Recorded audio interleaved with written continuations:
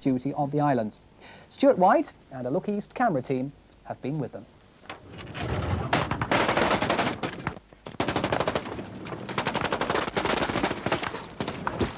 The Falkland Islands 89, home to more than 2,000 military and less than 2,000 islanders.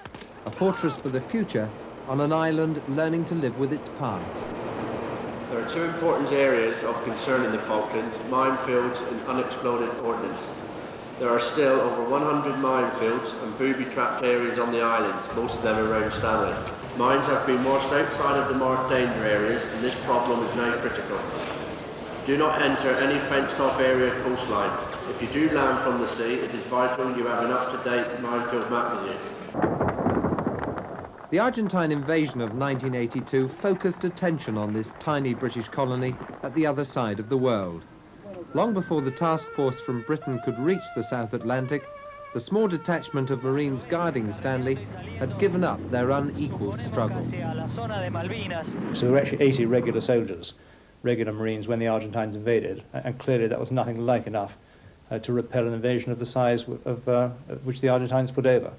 And that, of course, is why we now maintain a much larger garrison. The reminders of the conflict are all around, from captured weapons to a war memorial in Stanley. There's even a guided battle tour for the new arrivals from Colchester, some of whom were still at primary school when the war was fought. The main feature behind me is Tumbledown itself, then on the right is Mount William.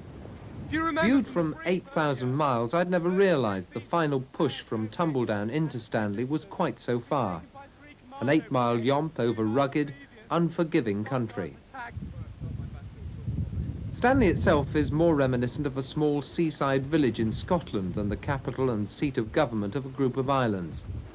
There's no sign now of the considerable Argentine influence before 1982. The Royal Anglian Tour is seen as excellent training, but nobody doubts the importance of the work. The Army has a liking for simple, catchy headings. To the 3rd Battalion, it's all about the 3 Ds: detect, deter, defend.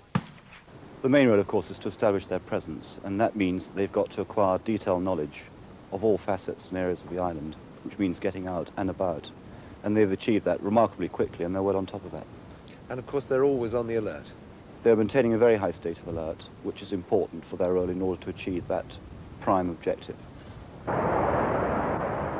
But this is a multi-force operation: Army, Navy, and Air Force. Here I have Phantoms, Hercules, helicopters of 3 different varieties, Rapier missiles, my own little, I say little, an air defense ground environment, radar stations. I even have the distinction of commanding a port, which must be unusual for any RAF group captain, having my own port. So I've even got boats under my command.